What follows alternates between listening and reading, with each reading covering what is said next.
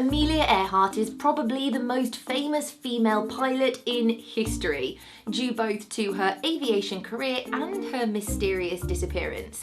For me, Amelia is a symbol of perseverance, bravery, adventurous spirit, and girl power.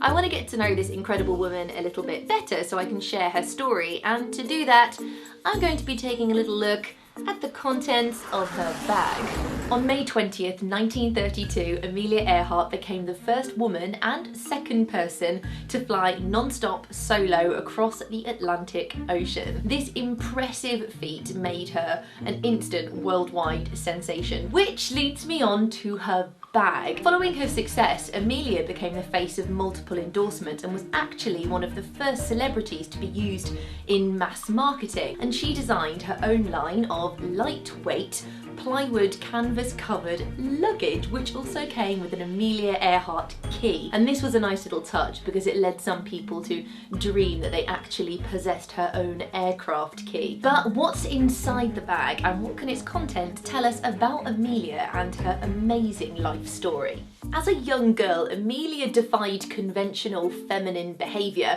and there are lots of stories of her climbing trees, hunting rats with rifles, and she even made a roller coaster out of cardboard in her garden, which is awesome. But young Amelia also kept a scrapbook. Inside the scrapbook, she collected newspaper clippings of successful women in predominantly male-dominated fields. So this included film direction and production, law, management, and mechanical engineering. It's clear that from a young age, Amelia was never going to let her gender hold her back. Okay, so next we have a logbook. In 1928, Amelia had made quite a name for herself. She set a new woman's world record by rising to an altitude of 14,000 feet and was asked to join pilot Wilma Stultz and his co-pilot Lewis Gordon to become the first woman to cross the Atlantic in an aircraft. She immediately agreed and the flight was a success, except she didn't feel like she deserved any credit because she felt like a passenger. She actually kept a detailed log of the entire flight, which was incredibly important, but she was reported to have said, "I was just baggage, like a sack of potatoes. Maybe someday I'll try it alone." Clearly, keeping a logbook wasn't enough for Amelia, and as we know, she went on to do it solo in 1932.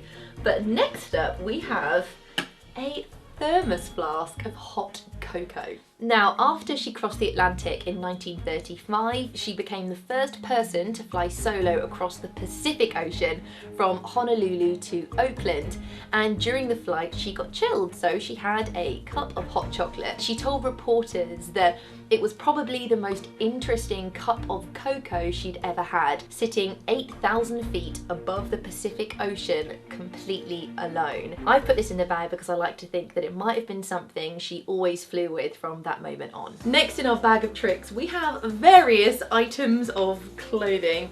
Don't mind me whilst I just get changed. I am channeling my inner Amelia right now. How do I look?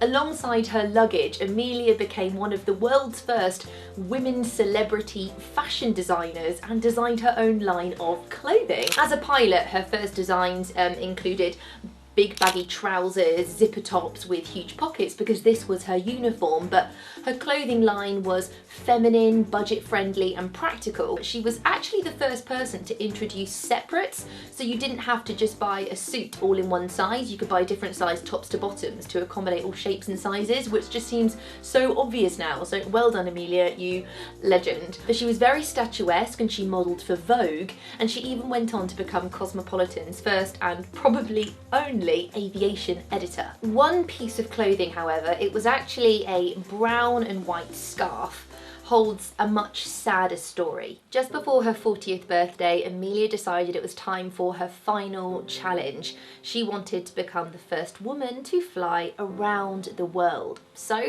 her and her co-pilot set off from Miami on their 29 7,000-mile journey. 7,000 miles in, they landed in New Guinea to prepare for their next stretch, which was going to be really tricky. But despite incredible weather conditions, they took off and hit some really bad trouble. They flew into terrible conditions, overcast skies, and the last we heard from the plane was Amelia saying that they were running low on fuel and they were flying at 1,000 feet. After that, signal went dead and the plane went missing. A rescue attempt immediately got underway and it became one of the most extensive sea searches in history. $4 million, and almost 2 weeks later, and the US government were forced to call off the search. However, a few weeks later, one of her silk scarves turned up. It was offered to Amelia's husband by a man named Wilbur Rothar, who claimed that she had been captured by a boat just off of Papua New Guinea and was demanding $2,000 for her return. This man was actually a New York janitor and had simply caught the scarf when the wind had blown it from her neck at a routine landing on Long Island in New York. Despite many theories, no proof of her fate actually exists, but in 2012, the International Group for Historical Aircraft Recovery analysed a photo that was taken 3 months after her disappearance of Gardner Island in the Pacific Ocean. And this photo may have shown evidence of her plane just sticking out of the coral. This prompted a search of the island and researchers uncovered various artefacts. They found fragmented objects that could once have been American skincare and beauty items dating back to the 1930s. Firstly, researchers uncovered fragments of a small glass cosmetics jar, and it was likely to contain something called Dr. Berry's freckle ointment. This was a concoction marketed in the early 20th century and was supposed to make your freckles fade. Now, Amelia was known to have freckles and really dislike them, so chances are she may have had an ointment just like this. 2 other bottles were identified as containers for beauty products. The first was a glass bottle that may have contained St. Joseph's liniment that was used in first aid and also as a mosquito repellent, and the other was likely to contain an Italian Campana hand cream that was popular with American women in the 1930s. Finally, a broken compact and 2 shards of glass that would have fitted in as its mirror was located, and inside the compact was a chemical. They did some tests on it and that chemical was rouge, or as we know it, blush. Overall, the beauty products and cosmetics found on this island don't prove that Amelia was definitely there, but you have to admit the chances of there being an American woman present at some point are highly likely. And that concludes my What's in Her Bag video for Amelia Earhart. Tell me, what do you think happened to her? And I really hope this video has taught you something about this incredible woman that you might not have known previously. This was a slightly different take on a fairly popular YouTube tag video, so let me know what you think in the comments. Give it a thumbs up, subscribe, and I will see you soon. Bye!